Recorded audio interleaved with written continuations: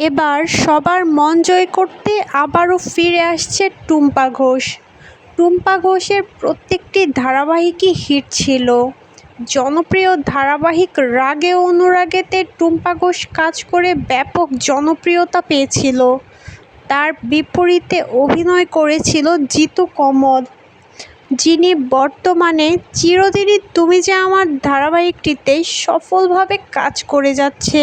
আবারও টুম্পা ঘোষ নতুন কাজ নিয়ে ফিরে আসছে আমাদের মাঝে। অনেক বছর পর আবারও জুটি বেঁধে কাজ করবে জিতু কমল আর টুম্পা ঘোষ।